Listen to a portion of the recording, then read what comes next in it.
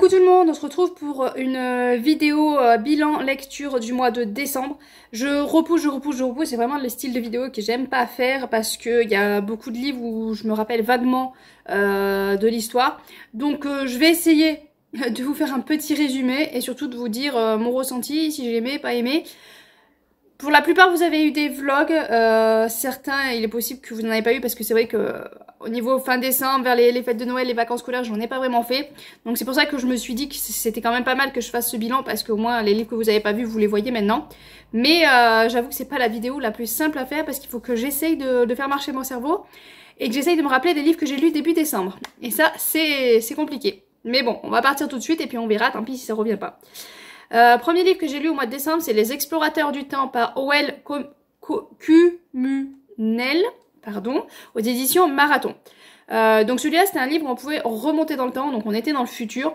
C'est celui-là, voilà un truc, c'est qu'à force de lire, je me mélange les histoires. Je crois que c'est celui-là où c'était avec la loterie. Donc arrivé à un certain âge, on pouvait participer à une loterie, et si on était tiré au sort, on pouvait aller voyager dans une certaine époque du passé. Il me semble que c'est celui-là. Donc il y a un jeune homme qui va participer à la loterie. Il va perdre, mais il va se passer des événements qui va faire qu'il va quand même pouvoir aller dans le passé. Et il va se passer plein d'événements dans ce passé-là. Moi j'ai bien aimé, mais j'ai été déçue parce qu'en fait je pensais qu'on allait remonter dans plusieurs fois dans le passé, dans plusieurs endroits. Alors que là, en fait, on remonte à un seul endroit dans le passé. C'est durant une guerre. Enfin je sais plus, enfin bon. Voilà, c'est pendant une guerre, donc ils vont avoir plein de problèmes, il y a plein de rebondissements et tout ça. À la fin, on a vraiment une explication, ça a été très très long, et j'ai pas tout compris parce que c'est vraiment des explications très détaillées, très... Ça peut être clair, mais si t'es pas scientifique, il y a des trucs, voilà, hein, ça passe à la trappe. Mais bon, c'était plutôt pas mal. À la limite, ouais, peut-être qu'il pourrait y avoir un autre tome sur un autre moment du passé. Ça serait bien aussi. Mais c'est vrai que voilà, c'est vraiment le bémol, c'est que moi je pensais qu'on allait remonter dans plusieurs endroits différents. Ça a été le cas, on est remonté, je crois qu'on est remonté à l'époque de Louis XIV aussi. Mais c'est pas... on est surtout resté centré sur un moment du passé. Les autres, on est passé vite fait. Voilà, on est vraiment passé vite fait. Donc j'ai trouvé ça un petit peu dommage. Qu'on s'y attarde pas plus. Et bon, surtout que l'époque Louis XIV, c'est vraiment une époque que j'aime beaucoup. Donc forcément, je voulais qu'on s'y attarde un peu plus. Ensuite, j'ai lu Qui meurt à Noël d'Angelina Delcourt, je crois que c'est Delcourt. Voilà, j'ai pas sorti tous les livres parce que déjà que je repousse la vidéo, si en plus il faut que je cherche les livres, laissez tomber. Donc je crois que c'est Angelina Delcourt. On l'a lu en lecture commune grâce à Isa l'Antre du Bonheur. C'est pas du tout un livre que j'aurais lu si franchement elle en avait pas parlé, si elle nous avait pas motivé avec les lectures communes. Donc je la remercie grandement parce que grâce à elle j'ai découvert une très très bonne lecture. Et du coup je vais lire un deuxième de l'auteur en lecture commune avec Isa. Bah oui, tant qu'à faire.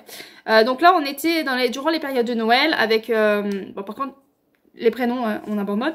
On était durant les périodes de Noël avec une jeune femme qui elle s'est éloignée de sa famille. Elle a ouvert une librairie salon de thé. Sauf que pendant les périodes de Noël, voilà, sa sœur aimerait bien l'avoir pour Noël. Donc du coup elle dit à sa famille voilà, que sa sœur vienne à elle pour fêter les fêtes de Noël. Les parents ne veulent pas laisser la sœur y aller toute seule parce qu'elle a des problèmes... je sais plus le nom exact, elle a un problème psychologique, donc c'est-à-dire qu'elle c'est surtout vis-à-vis de sa sœur justement, elle s'accroche beaucoup, il faut vraiment que ça soit sa sœur, voilà, que pour elle, je sais plus comment ça s'appelle. Donc du coup voilà, donc on va suivre comment ça va se passer et il va y avoir plein de choses bizarres une fois que sa sœur est là, il va y avoir plein de choses bizarres qui vont se passer. Est-ce que c'est sa sœur? Est-ce que c'est autre chose? On sait pas trop. Et à arriver vers la fin, on a tout le dénouement en l'espace de...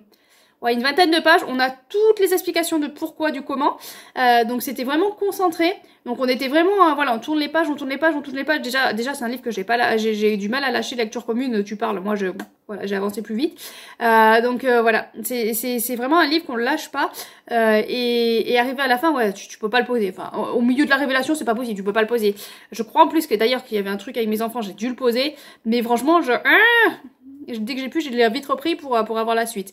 Donc c'est vraiment très très addictif. On était dans l'ambiance de Noël en plus. Il y avait les lumières, les marchés de Noël, enfin vraiment dans l'ambiance. Donc c'était vraiment appréciable. Ensuite j'ai lu Sistra, le tome 1 aux éditions Plume Blanche. Je me rappelle plus le nom de l'auteur. Donc là, j'ai beaucoup aimé Sistra. C'est un peu dans le style Hunger Games. On est dans un monde futuriste où il y a dû avoir une loi parce qu'il y avait trop de monde sur la Terre. Donc ils ont créé une loi comme quoi tu n'as pas le droit de faire plus d'un enfant. Si tu fais plus d'un enfant, voilà, on leur enlève les enfants et ils vont être séparés dans 2 internats différents. L'internat où c'est plus, voilà, on fait plus travailler le cerveau et l'internat où on fait plus travailler le physique. Et arriver à ce que dès qu'il y en a un des deux qui est majeur, 16, 18, 21, je ne sais plus, enfin bon. Voilà, dès qu'il y en a un des deux qui est majeur, on les remet ensemble et ils doivent s'entretuer et le dernier qui reste debout, ben, il peut retourner à la vie normale. Entre guillemets, parce qu'après avoir fait ça, je sais pas si tu peux retourner à une vie normale, mais bon. Là, c'est le truc basique. Déjà, rien que ça, moi, déjà, ça me plaisait beaucoup. Après, on va voir évoluer des relations, on va voir évoluer leurs sentiments, on va voir évoluer ce monde, cet univers, enfin, où ils vont se retrouver pour s'entretuer. Il va se passer des choses qui vont surprendre. Enfin, après, voilà, on a un retournement, entre guillemets, un retournement de situation qui fait que ça nous happe encore plus. Donc vraiment génial et j'ai hâte de lire le tome 2 pour voir ce qui va se passer dans le tome 2. Je crois que c'est je sais plus. Je crois que c'est pas avec les mêmes personnages. Bon, on verra bien. Mais en tout cas voilà, c'est un gros coup de cœur parce que tout ça. On parlait d'un truc style Hunger Games, déjà moi ça match. Et en plus avec des retournements, des émotions qui montent en puissance et des relations qui se créent au fur et à mesure, tu te poses des questions sur certains, tu te dis lui je le sens pas, mais enfin voilà, c'est vraiment très très intéressant, j'ai beaucoup aimé cette lecture. Donc après j'ai lu Le Spleen du Popcorn qui voulait exploser de Raphaël Giordano, enfin je l'ai lu, je l'ai écouté en audio grâce à Ned Gallet. Donc là on est avec une jeune femme qui travaille. Et elle est tellement débordée de travail qu'elle est fou. Pour s'en sortir, elle a téléchargé des applications de bien-être, je sais plus comment ça s'appelle exactement, pour l'aider à sortir, sauf qu'elle en a téléchargé beaucoup. Voilà. Elle est submergée de travail et elle est submergée d'applications pour aller mieux. Donc c'est un petit peu contre-productif et elle va faire, voilà, dans son travail, on va lui dire qu'ils veulent organiser un événement, je crois qu'elle a 1 mois pour l'organiser, enfin n'importe quoi. Et donc forcément, elle va dire oui, hein, comme à son habitude. Et elle va faire la rencontre de gens qui organisent et voilà, ça va créer un lien et ça va l'aider à surmonter un petit peu ses problèmes. Elle va se remettre en question, elle va voilà réfléchir et évoluer. Et j'ai beaucoup aimé comment ça s'est goupillé. Comment ça s'est fini. J'ai adoré, j'étais mort de rire. Voilà, il y a vraiment des passages où franchement j'étais, voilà, je rigolais toute seule. C'est bien, heureusement que j'étais dans ma maison toute seule parce que si j'allais promener le chien et que j'écoutais l'audio et que je me mettais à rire et que je croisais quelqu'un, à mon avis, il m'aurait pris pour une folle. Mais voilà, je rigolais toute seule par moments. C'est frais, c'est rafraîchissant, c'est léger, mais en même temps ça te fait passer un message. Et c'est ça que j'aime beaucoup avec cet auteur, c'est que c'est frais, c'est rafraîchissant, ça se lit tout seul. Et en même temps, elle essaye de te faire passer un message comme ça. Discretos. Enfin, c'est pas vraiment très discret parce que c'est vraiment le but du livre. Mais, enfin, comment dire, t'as quand même une histoire, c'est pas un truc où on te fait schlac, enfin c'est pas une leçon. Voilà, c'est quand même une histoire, il y a un fil conducteur, une histoire, et en même temps elle te fait passer les messages. Donc ça passe encore. Par contre les livres où c'est vraiment des leçons, ça passe plus avec moi. Donc là c'était plutôt pas mal. Ensuite j'ai lu Les 7 reliques, le tome 2. L'auteur m'a gentiment fait parvenir son tome 1 grâce à Simplement Pro. Et puis elle m'a contacté suite à ma chronique du tome 1. Elle m'a contacté, elle m'a dit il y a mon tome 2 qui sort, est-ce que ça vous accepteriez de lire le tome 2?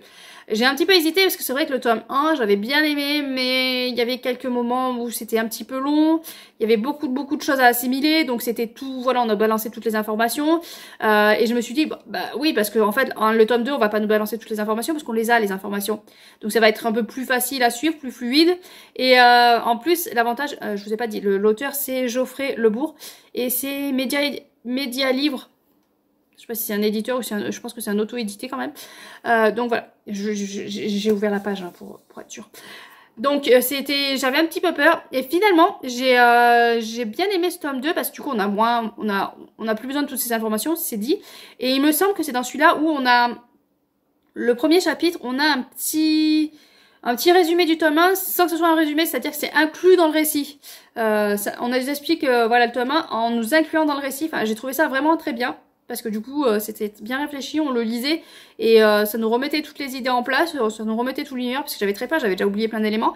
Et non, là, grâce à ça, il y a plein de choses qui me sont revenues. Et après, on est jeté dans le bain et on continue l'aventure. Et il y a plein de rebondissements. Il y en a peut-être même trop des fois parce que du coup, on n'a pas le temps de réfléchir. On n'a pas le temps de réfléchir, on n'a pas le temps de respirer que hop, on repart dans une aventure, on repart dans des problèmes. Mais voilà, c'était quand même très addictif. Enfin, très addictif. Disons que je l'ai lu, quoi. Je l'ai lu, je l'ai fini et je me dis peut-être que j'aimerais bien voir un petit peu comment ça va se poursuivre. Mais il est prévu 7 tomes, les 7 reliques, ouais, 7 tomes. Donc voilà. Et elle va aller sortir enfin pourquoi elle? C'est un garçon. Ça va être sorti rapidement, mais Geoffrey, ouais, ça doit être un homme. Il va aller sortir rapidement ces livres, ces tomes. Hein, je crois qu'il avait dit qu'en 2024 tout était sorti. Mais voilà, 7 tomes, moi de suite, ça me freine. Ensuite, j'ai lu Les Oubliés d'Astrelune de point virgule, celle qui a écrit Prospérine point virgule. Bon ben voilà, Les Oubliés d'Astrelune. Je vais pas encore chercher sur l'ordi. Je partais pas confiante parce que déjà l'auteur, le tome, son premier livre, le livre de l'année dernière, donc Prospérine virgule point, je l'avais bien aimé, mais tout le tintouin qu'on fait autour, enfin moi voilà. Moi je ne comprenais pas et j'ai bien aimé, mais ça en plus quoi, pas autant de faire une vie comme ça pour ce livre-là, mais donc du coup j'allais un petit peu pas très confiante et c'est comme Prospérine, j'ai bien aimé mais pas plus. Donc là on est avec, en plus j'ai eu beaucoup de mal à rentrer dans le bain parce qu'on est avec plusieurs personnages. On va suivre une petite fille qui va aller en vacances chez sa grand-mère. Non, c'est pas sa grand-mère, parce que sa grand-mère, elle est sur un lit à moitié, voilà, un peu dans le coma. Elle va aller, donc c'est surtout chez ses tantes, mais il y a ça, et elle vit avec la grand-mère. On va suivre une jeune femme, je sais plus quel métier elle fait, qui a une sœur qui fait de la musique, qui travaille dans une agence de voyage. Et un jour, elle va rentrer chez elle, sa sœur a disparu, et quand elle va parler autour d'elle de sa sœur, personne l'a jamais connue. Voilà, donc elle va vraiment tout faire pour retrouver sa sœur. Et durant cette recherche, elle va faire la rencontre d'un personnage et d'un autre qui est un pirate qui lui, il est un petit peu en fuite parce que il a commis un petit peu des choses qu'il fallait pas. Voilà, donc c'est un pirate, hein, voilà. Donc il est un petit peu en fuite avec son équipage et ils vont se repêcher un jeune homme un jour et voilà. Je vous en dis pas plus parce que c'est très flou dans ma tête. Ça a été très flou pour que j'arrive à suivre comme il faut. Une fois qu'on y est dedans et tout, ça va. Mais il m'a fallu quelques pages. Il doit dû me falloir une trentaine, 30-40 pages pour que j'arrive à tout comprendre, tout emboîter, tout assimiler. Après, ça va tout seul. Mais on voit que l'auteur, vraiment, son truc, c'est l'originalité. Voilà. Tu sais pas d'où elle sort ses idées, tu sais pas d'où ça vient. Il n'y a pas forcément d'explication sur tout. Par contre, il y a des trucs... j'ai un peu de mal encore aujourd'hui à me dire pourquoi ça, parce que je trouve que voilà, niveau explication, on a des explications, mais peut-être pas assez, c'est pas très clair. Enfin voilà, j'ai bien aimé ma lecture, c'est original, ça change, mais c'était pas non plus, voilà, à faire un boucan d'enfer. Mais celui-là, il fait moins de bruit quand même. Enfin, je vois un peu moins de retour à faire du bruit. Ensuite, j'ai lu Les Périples d'Idylle des éditions Maya de Jean-Pierre Ruffier. J'ai beaucoup aimé. Enfin, vraiment, les éditions Maya font vraiment de bons petits livres. Ils sont assez courts, mais c'est prenant. Du coup, là, on va suivre une chienne. Donc, on est vraiment... c'est pas qu'on suit... Enfin, le personnage principal, c'est Idylle. Idylle qui est un bouvier bernois. Ouais, c'est ça, bouvier bernois. Et du coup, on est dans la tête du chien, c'est le chien, c'est Idylle, elle, qui nous raconte son histoire, son aventure. Et j'avoue qu'au début, j'avais un peu de mal parce que du coup, elle nous raconte son aventure, mais on voit qu'il y a quand même des trucs humains, quoi. Enfin, il y a des pensées que tu te dis, c'est un chien, elle pourrait pas dire ça, elle pourrait pas penser ça, enfin...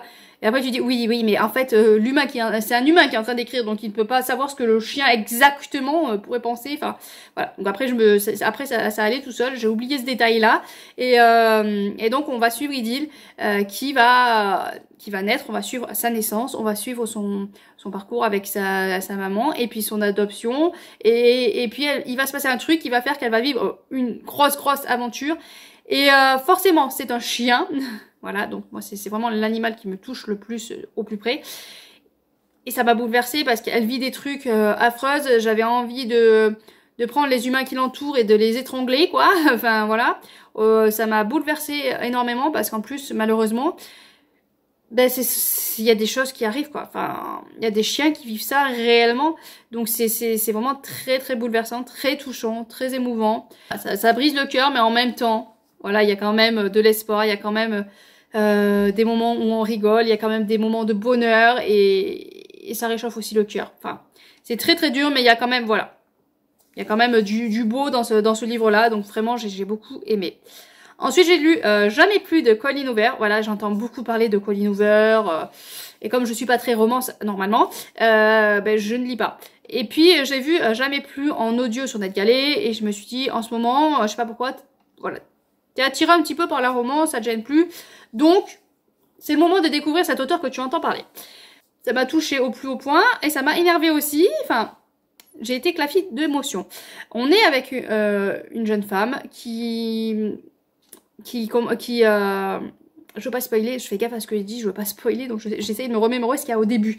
Mais il me semble, voilà, on est avec une jeune femme qui va faire la rencontre d'un jeune homme sur un toit. Elle est, voilà, elle a besoin de respirer.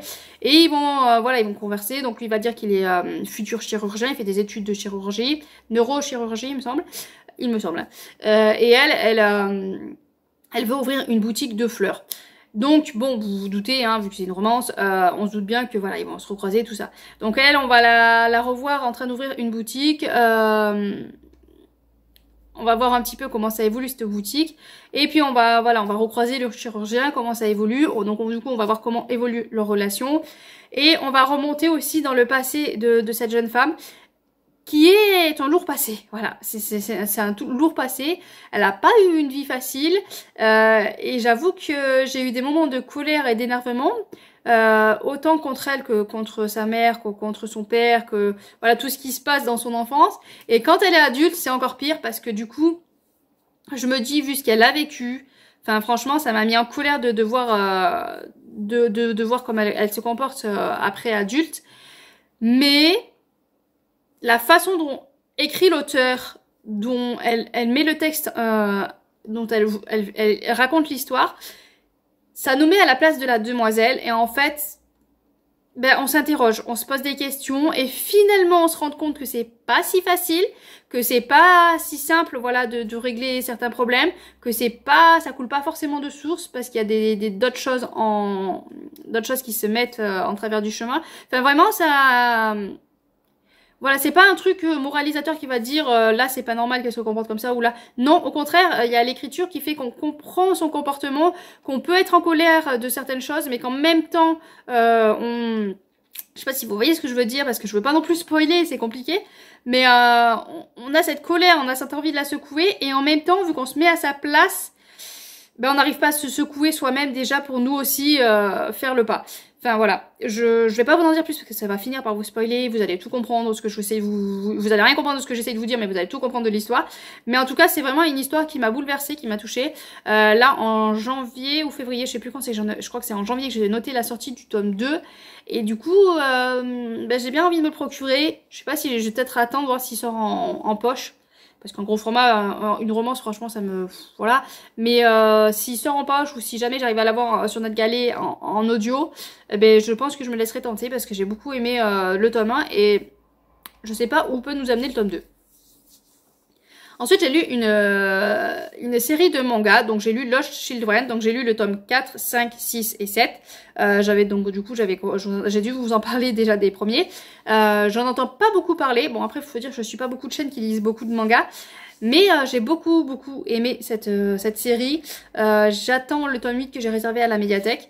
Voilà, je continue avec grand plaisir. On est dans l'action, on est dans le sanglant, on est avec deux clans qui se déchirent. Enfin, tout ce que j'aime. J'ai lu aussi Dernière heure en manga. Faut que je pense à vous mettre les photos là parce que je vais me maudire au montage. Dernière heure en manga, le tome 1. J'ai beaucoup aimé, on est avec des enfants qui sont tranquilles dans une école. Il y a la guerre pas loin, je crois que c'est en Chine, enfin je sais plus. Je vais pas vous dire des pays parce que je vous dire n'importe quoi. Il y a la guerre pas loin, mais eux, pour l'instant, ils sont tranquillous. Sauf que, à un moment donné, quand ils vont revenir, ils vont voir leur emploi du temps. Et dernière heure, de 4 à 5 ou de 5 à 6. Enfin, il y a écrit aller à la guerre. Enfin, je sais plus comment c'est écrit, mais bon, en gros, faut qu'ils aillent à la guerre. Et donc, on va aller dans cette classe, il se passe... Voilà, ces enfants, ils n'ont pas vraiment envie, il se passe plein de questions. Donc, il y a une demoiselle qui, en plus, qui était sur le terrain où il y avait la guerre, qui a été rapatriée à l'abri, et finalement, ben, il va falloir qu'elle retourne. Et dans cette classe-là, il y en a deux, me semble-t-il qu'il y en a deux, qui sont protégés, qui n'iront pas à la guerre. Voilà. On sait pas pourquoi ces deux-là vont pas à la guerre. Donc, moi, je suis curieuse de lire le tome 2 pour savoir si on en sait un peu plus pourquoi eux, ils peuvent pas y aller. J'ai continué aussi, j'ai avancé dans The Promised Neverland, donc j'ai lu le tome 8 et 9. J'aime toujours autant. Voilà, j'aime toujours autant. Là, actuellement, je suis en train de continuer, je suis au tome 13 ou 14, je sais plus exactement. J'ai jusqu'au tome 20 que j'ai emprunté à la médiathèque, donc je vais pouvoir finir cette saga parce qu'il me semble qu'elle finit jusqu'au 20e tome. Mais en tout cas, j'adore. Vraiment, c'est très très addictif, c'est très prenant. Je vibre avec ces orphelins là qui se sont échappés et j'aime beaucoup. J'ai écouté en audio L'Archipel des Oubliés de Buglé, Nicolas Buglé, je crois que c'est ça. Parce que j'en avais entendu beaucoup parler, sauf que j'avais pas vu, hein, parce que c'est pas sur la couverture, c'est pas indiqué. C'est un tome 3. Donc forcément, quand j'ai commencé à écouter l'audio, j'ai fait mais quoi? Je comprends rien. Voilà, je comprenais pas tout parce qu'on revenait un petit peu dans le passé. On va suivre deux enquêtrices et on revenait dans leur passé, on racontait des choses de leur passé et des enquêtes passées. Et moi je me suis dit mais alors j'ai cherché sur internet et c'est là que j'ai découvert que c'était un tome 3. Donc ça gêne au début. Voilà, au début ça m'a un peu perturbée, je dis mais je vais jamais y arriver, je vais jamais arriver à emboîter les pièces et tout. Et puis voilà, petit à petit, on avance et on arrive à emboîter les pièces et on arrive un petit peu à comprendre le truc. J'ai bien aimé cette audio. C'était plutôt pas mal, mais voilà, pas plus. Ce qui m'a le plus intéressé en fait, c'était la vie des enquêtrices. L'histoire en elle-même, pas mal, mais sur la fin, on est arrivé avec un personnage qui prend énormément parti. On s'est dit c'est l'auteur en fait qui a un parti pris pour un certain truc de société et qui se permet avec ce personnage-là de balancer toutes ses idées. Voilà, c'est un peu ça que je voyais, mais voilà, c'était pas mal. Ça m'a donné envie par contre de lire les autres tomes pour découvrir un peu plus sur les enquêtrices. Parce que l'histoire en elle-même, bof, mais les enquêtrices par contre m'ont beaucoup intéressée. Ensuite, j'ai découvert Tiziri, des éditions Plume Blanche, l'auteur je ne sais plus, donc c'est le tome 1, et j'ai beaucoup aimé. J'ai beaucoup aimé ma lecture. On est dans un... Alors, on va essayer de pas spoiler.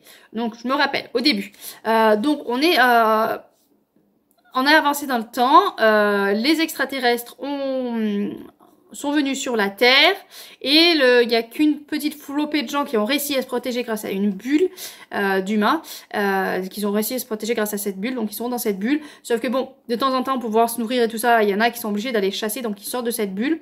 Ils ont une limite à pas franchir et il faut qu'ils fassent attention parce que il y a ces extraterrestres qui ont vraiment contaminé la Terre.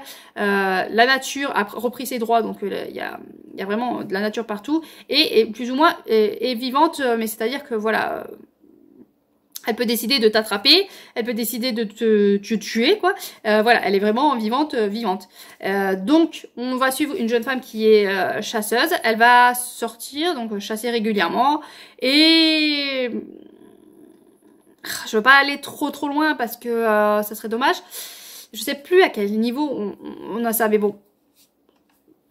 On se doute bien que voilà, il va y avoir une interférence avec ces extraterrestres et du coup, elle va découvrir plein de choses, de secrets au niveau de cette terre, des secrets au niveau des extraterrestres, des secrets au niveau de son peuple à elle, donc les humains. Voilà, il y a plein de choses qu'elle ne savait pas, il y a plein de choses qu'on lui cachait et elle a une particularité aussi, c'est qu'elle est albinos. Donc, en fait, elle est voilà, les extraterrestres veulent la tuer et elle est rejetée aussi par les humains parce que elle est pas comme eux, donc elle est un petit peu mise à l'écart. Donc avoir sa place là-dedans, c'est un peu compliqué et au final peut-être que là où elle trouve le mieux sa place, c'est quand elle part à la chasse dans cette nature. Voilà, j'ai beaucoup aimé ma lecture, c'était très entraînant, c'était très addictif, on réfléchit sur justement l'écologie, sur la nature et puis quand il y a des choses qu'on découvre quand on avance et on se dit bah oui c'était logique en fait, enfin voilà, j'ai beaucoup aimé. Cette vidéo va être interminable quand je vois où on en est. Je vais essayer de booster le musée galactique des objets perdus. Disparus, pardon. Pareil, fait partie du PLIB, je vous ai pas dit à chaque fois mais voilà, il y en a pas mal de lectures du PLIB. Celui-là me faisait très envie, j'avais très hâte de le lire, parce qu'on est dans... en fait, le musée des objets, voilà, c'est un musée où on récupère des objets du monde de notre monde à nous, pour les mettre dans ce musée, pour les conserver, c'est la mémoire. Moi, je voyais ça comme ça, et au final... j'ai pas tout compris. J'ai pas tout compris. Donc je vais pas vous faire un résumé parce que j'ai peur complètement de vous spoiler, de vous dire des trucs qu'il faut pas, parce que au début je ne comprenais strictement, mais alors strictement rien. Autant c'est quoi Astrolune, là je vous ai dit que oubliez d'Astrolune. Donc je vous ai dit que j'avais du mal à rentrer dans l'histoire, mais là le musée galactique, j'ai lu, mais jusqu'à la fin il y a des trucs que je n'ai rien compris. Ça a été très compliqué, très fastidieux. On nous explique des trucs, mais du coup, on nous explique... Enfin, c'est tellement expliqué, complexe, que j'ai pas tout suivi. Donc, je me suis dit, je me concentre sur les personnages pour, voilà, pour suivre à peu près les personnages. Mais même les personnages m'ont brouillé. Enfin, voilà, ça a été très compliqué. Il y a un jeune homme que j'ai beaucoup aimé suivre. Et en fait, voilà. Du coup, je me suis focalisée sur lui, sur son histoire, et j'ai un peu zappé un peu tout le reste. On suit une demoiselle, on suit le frère de cette demoiselle. J'ai bien aimé aussi suivre son frère.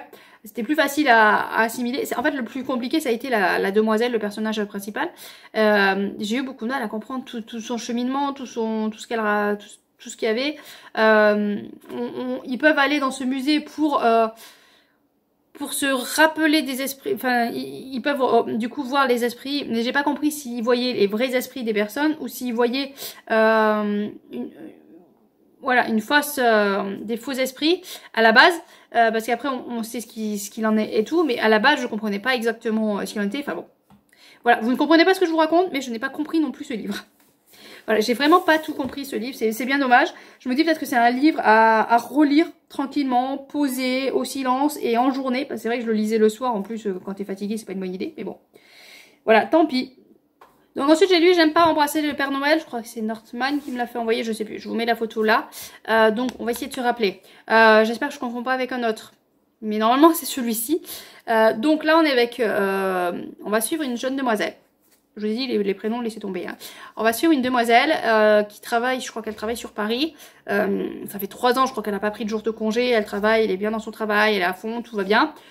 Sauf que, exceptionnellement pour ce Noël-là, elle va retourner au ranch où elle a été en pension pendant 3 ans. C'est peut-être là où c'est 3 ans. Ah, enfin bon, elle a été en pension pendant 3 ans dans un ranch avec 2 autres jeunes hommes. Et là, cette année, bon, non, je crois que ça fait 6 ans qu'elle n'y était pas retournée. Enfin bon, oui, je crois que c'est ça. Ça fait 6 ans qu'elle n'y était pas retournée, mais là, bon, elle y retourne parce que c'est le premier Noël de celle qui tient le ranch qui le passe sans son mari. Son mari est décédé et donc c'est le premier Noël qu'elle passe sans son mari. Donc du coup, voilà, ces jeunes-là qui ont passé 3 ans en pensionnat là-bas se sont dit qu'ils allaient y retourner. Sauf qu'elle, elle s'en veut beaucoup parce que justement ça fait des années qu'elle n'y est pas allée. Elle n'est même pas allée en l'enterrement de ce papa de substitution entre guillemets parce que c'était voilà, ils étaient quand même très très proches. Et elle va pas être accueillie à bras, enfin par cette femme qui tient le ranch. Si, elle va être accueillie à bras ouverts, elle est ravie de pouvoir la revoir. Mais par les 2 autres jeunes hommes, ils lui en veulent un petit peu de ne pas être revenus avant. Elle les contactait, elle restait en contact, mais par écrit, par téléphone. Mais voilà, pas plus. Elle les a jamais revus en physique pendant, il me semble que c'est 6 ans. Donc on va voir comment ça va se passer. On remonte aussi dans leur passé comment ils ont atterri dans ce pensionnat, dans cette ferme. Et j'ai beaucoup aimé parce qu'on est beaucoup autour des... Enfin, on est dans un ranch, enfin moi j'appelle ça un ranch, c'est pas un ranch, enfin, on va appeler ça un ranch. On est autour des chevaux. Là, il y a des chevaux tout autour et on va parler pas mal de chevaux. Si vous aimez pas les chevaux, peut-être c'est pas une bonne idée de le lire. Mais on est beaucoup autour des chevaux, on va parler des éléments de chevaux, de les brosser, tout ça. Enfin moi j'ai beaucoup aimé parce que c'est un univers que j'aime beaucoup. Donc forcément déjà on est implanté dans un univers que j'adore. Et puis on est au milieu de Noël, donc on a les marchés de Noël, les gâteaux, les biscuits, enfin la cuisine, génial. Moi j'ai adoré, j'avais l'eau à la bouche. Enfin ça c'était vraiment l'ambiance de Noël, on avait l'ambiance de Noël, on avait le ranch, enfin tout pour me plaire, c'était vraiment génial. On revoit les relations et il y a un truc qui m'a pas plu du tout. C'est-à-dire qu'au départ, il y a qu'un des jeunes hommes et tous les deux, ils vont aller chercher voilà, celui qui manque à la gare pour revenir à la ferme. Ferme, ranch, je sais plus là. Et quand elle va le voir à la gare, elle va être extasiée. Waouh, qu'il est beau, qu'il est magnifique. En gros, je le veux dans mon lit.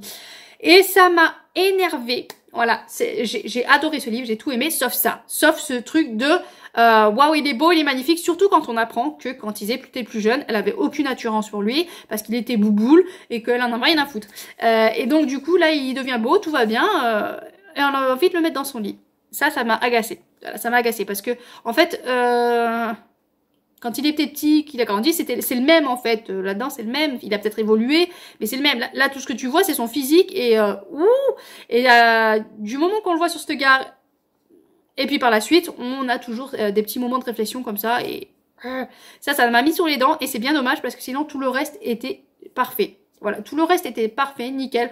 Cocooning, avec des petites histoires difficiles, leur histoire chacun difficile, à essayer de recréer des liens et tout ça. Mais non, c'est ce truc de beau gosse là, à vouloir le mettre dans son lit. Non, ça c'est un truc vraiment qui m'a bloqué et qui était bien dommage parce que sinon on enlève ce truc là et tout est parfait. Pour un livre de Noël, tout est parfait. Et ensuite, pour continuer dans l'ambiance de Noël, j'ai lu Vous reprendrez bien un peu de magie pour Noël de Karen Ponce. C'était obligé. Hein, voilà, s'il y avait un livre que je devais lire, un livre de Noël, c'était le Karen Ponce. Et je ne regrette pas. Et maintenant, j'ai envie de lire aussi tous ces livres de Noël. Voilà, je veux lire tous ceux qu'elle sort en juin. Maintenant, je veux lire tous ceux... En gros, je veux lire tous ces livres. Donc, là, on va suivre Victoria. Je vous le dis parce qu'en fait, je me suis dit, j'ouvre carrément le résumé pour pas me mélanger avec les deux livres de Noël que j'ai lus. Donc là, on va suivre Victoria qui est boulot, boulot, boulot. Elle est dans une agence de publicité et elle pense que boulot. Ça ne vient pas de nulle part si elle pense que boulot parce que d'entrée, on voit son éducation. On la voit, en fait, un matin de Noël. Elle a 11 ans, je crois. Et on voit comment ça se passe le jour de Noël. C'est waouh, waouh. Lisez-le, waouh. Donc du coup, bah voilà, ça l'a forgée et elle arrive, elle a 37 ans ou je sais pas si à son âge là. C'est pas grave, enfin bon. Une trentaine d'années on va dire, et donc elle est boulot, boulot, boulot, boulot. Son père, voilà, il l'invite pour Noël, mais il lui dit t'inquiète pas, tu peux arriver à 9 h et repartir à 10 h. En gros, ouais. Ne perds pas trop de temps pour Noël, t'en fais pas, on sait ce que c'est, il faut que tu bosses pour réussir. Enfin bon, il la pousse vraiment, c'est boulot, boulot. Hein. Le père, il est derrière pour la booster. Et sauf que, ben, boulot, boulot, elle est au téléphone en train de planifier son travail, tout ça, elle traverse, elle fait pas gaffe. Bon, allez, shootée par un car ou un camion, je sais plus. Et elle va se retrouver avec les anges, on va dire, entre guillemets, qui vont lui dire, voilà, on te renvoie sur Terre si tu fais un acte de bienveillance, de bonté, si tu vas t'excuser. Et donc elle retourne sur Terre. Enfin déjà, j'ai adoré le moment avec les anges. Enfin, j'étais morte de rire par conversation. Mais bon, voilà. Donc elle redescend sur Terre et donc elle prend la photo d'école. Elle regarde, elle dit, allez, elle cible une élève, elle dit ça. Hop, et je lui ai fait ça. Allez, je vais aller m'excuser. Et puis c'est bon, tout est réglé. On n'en parle plus. En rien de temps, ça va être fait. Donc elle va aller... on n'a pas le prénom de l'autre jeune femme. Bon, tant pis. Donc elle va aller sonner à la porte de jeune femme. Déjà il va se passer plein de trucs. Enfin, j'étais mort de rire. Franchement, j'étais mort de rire à plein d'endroits dans ce livre-là. Donc elle va sonner, elle va arriver. C'est la jeune, enfin, je crois que c'est la grand-mère qui lui ouvre. Je ne sais plus. Donc elle arrive, elle dit est-ce que je pourrais voir oui, ben, elle n'a pas le temps de se croiser tout ça, elle est embêtée, il y a la personne qui doit venir s'occuper de sa grand-mère qui n'arrive pas et tout ça. Du coup bon, elle va s'excuser vite fait tout ça et puis elle va se retrouver à devoir garder la grand-mère de la jeune femme. Et franchement c'est à mourir de rire. La grand-mère elle commence un peu à avoir l'Alzheimer, donc c'est pas facile mais franchement enfin... Voilà, c'est pas facile pour celle pour la petite fille qui garde la grand-mère et tout ça. On voit ses difficultés, on voit son bouleversement, on voit, enfin, qu'elle essaye de se battre pour tenir au-dessus de l'eau. Mais c'est vraiment, franchement, j'ai adoré. Enfin, t'as l'ambiance de Noël, elle est légère, mais bon, tu sais que c'est l'approche de Noël. T'as la grand-mère, mais c'est une pépite cette grand-mère. Franchement, si vous aimez les histoires avec les les personnes âgées, mais prenez ce livre, parce que franchement, là, la grand-mère, elle porte le livre, c'est une pépite. Elle m'a fait rire, mais au plus haut point. Et puis, t'as Victoria qui est froide, qui est sèche, enfin, tu peux pas l'aimer, en fait, au début. Et au fil du temps, bah, tu te rends compte que finalement, si. Donc, voilà. Donc, j'ai beaucoup aimé ma lecture et je continuerai à lire les livres de Karen Pont. Ensuite, j'ai lu L'Enfant de la Seine. Voilà, pareil, l'auteur m'a contacté pour lire son livre et je l'en remercie. Donc là, on est pareil avec... c'est une histoire assez bouleversante. Donc on est avec un jeune homme qui est SDF. Il a été mis à la porte par ses parents parce qu'en fait ses parents voulaient qu'il fasse, je sais pas, des études. Sauf que lui, il voulait être musicien et donc ils lui ont dit, bah, ou tu fais des études ou tu dégages. Donc ils l'ont foutu à la porte et donc il a fini SDF. Et on suit une jeune demoiselle qui a eu une... petite fille, je crois que c'est une petite fille très tôt, elle est très jeune et donc elle doit s'occuper de sa petite fille très jeune et ses parents non plus pareil, ils n'ont pas trop accepté. Donc elle se débrouille avec ses études, à s'occuper de sa petite fille, enfin elle s'en sort comme elle peut, donc c'est compliqué et il va y arriver un accident qui va faire que ce jeune SDF et cette jeune demoiselle vont se rencontrer, vont nouer des liens, vont se rapprocher fortement et voilà, se couler toute une histoire. J'ai beaucoup aimé le côté qu'on voit, voilà, que les parents, voilà, foutent à la porte, que les parents n'acceptent pas, donc du coup, à quoi ça peut mener les enfants, comment s'en sortir. J'ai aimé voir la relation, mais le problème, c'est que c'est un livre que j'ai lu en 2 heures, dans une après-midi. C'est trop rapide. C'est trop rapide. Donc ça pourrait être une superbe histoire. Là, l'auteur, du coup, je lui ai dit, voilà, c'est dommage parce qu'il y a des passages où on aurait pu approfondir un peu plus, où on aurait pu s'attarder un peu plus. Et elle m'a dit qu'elle réécrivait certains passages.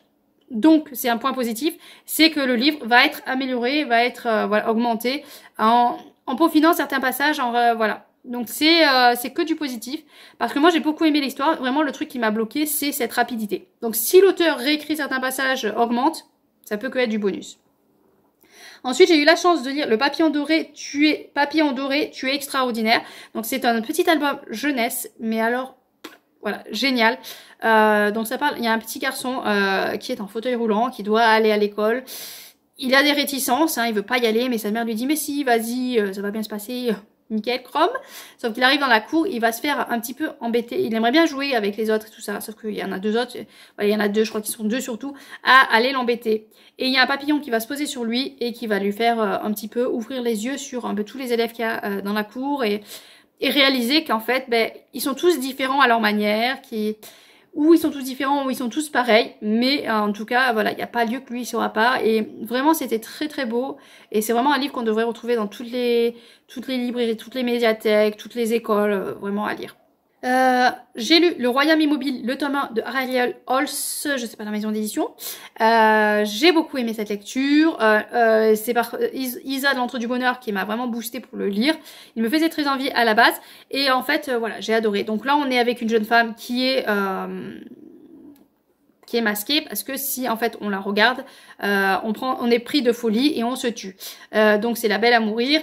Et on va la suivre, au départ on la suit, elle est toute seule, voilà, elle fait sa petite vie toute seule.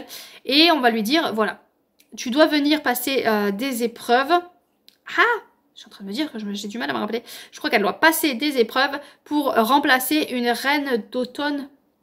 Parce qu'il y a 4 reines, il y a un poste vacant et il est temps de remplacer ce poste vacant pour que tout aille bien, parce que s'il manque ce personnage, il commence à y avoir des problèmes. Donc elle doit passer des épreuves pour remplacer, prendre la place. Sauf que bon, ben, forcément il va y avoir plein de rebondissements et ça va pas se passer tout beau, tout rose. Ça va être vraiment plein d'embûches et très dangereux. Mais j'ai beaucoup aimé cette lecture et je lirai la suite avec grand plaisir. J'essaye d'aller vite parce que je crois que ça fait déjà 40 minutes. C'est une horreur. Ah ben voilà, le dernier, ça va aller vite. C'est Un chien d'enfer de... je sais plus quoi, Herbeau. Voilà. J'avais lu Agravel de cette même auteur chez Inceptio. J'avais pas tout arrivé à assimiler. Et là, j'ai lu Un chien d'enfer et... voilà. Je pense que c'est pas une écriture qui est faite pour moi. Je pense qu'il faut que j'arrête cet auteur. C'est vrai que le problème, c'est quand on voit sur les réseaux et tout ça, il a l'air très sympathique. Et du coup, quand t'as un auteur qui est sympathique, bah, t'as envie de lire son livre. Voilà. Mais il est pas fait pour moi. On est avec un jeune homme... enfin, un jeune homme. c'est pas un jeune homme parce que voilà, ça fait un moment qu'il vit avec sa femme quand même. Donc ils sortent au théâtre et puis quand ils vont rentrer chez eux, ils vont avoir un accident de voiture. Il va se réveiller à l'hôpital avec, on va lui annoncer que sa femme est morte et qu'il y a un chien sur le lit d'hôpital. On lui a dit, on pensait que c'était le vôtre parce qu'on l'a retrouvé. Déjà ça se ferait pas, hein, le chien irait à la fourrière, mais bon passons. Donc le chien, on l'a retrouvé aux côtés de la voiture. Enfin du coup on pensait qu'il était à vous, donc on l'a mis dans votre chambre. Donc il va se retrouver avec ce chien qui sort de nulle part, un Jack Russell. Il va rentrer chez lui avec ce chien et ce qui va plus ou moins le faire tenir, c'est parce qu'il va s'occuper du chien et voilà. Sauf que ce chien a une particularité et il va y arriver plein de trucs bizarres avec ce chien. Enfin, voilà, je vous en dis pas plus, mais déjà on tombait petit à petit dans du sombre et le final du coup n'est pas à la hauteur de ce qu'on entre tout doucement petit à petit. Et ouais, ça m'a pas plus enchanté que ça. Par moments, je me suis dit mais c'est vraiment trop bizarre là. Enfin, non, il y avait vraiment des trucs un peu bizarres. Et puis ouais, non, j'ai pas accroché plus que ça. Donc déjà, je sais que lui, je le mettrai pas dans les 5 du Plib. Du coup, je vous reprends vite fait parce que j'ai oublié de vous dire quel était mon gagnant du mois de décembre. Du coup, bon, on va pas tourner autour du pot. Le gagnant du mois de décembre, ma meilleure lecture du mois de décembre, ça a été Sistra, sans hésiter. Bon allez, sur ce, je vous laisse parce que c'est une horreur. Faut que je trouve une solution là, parce que les bilans là, c'est pas possible. Voilà, c'est pas possible qu'ils durent 50 minutes. Sur ce, je vous laisse, je vous souhaite bonne lecture, à bientôt.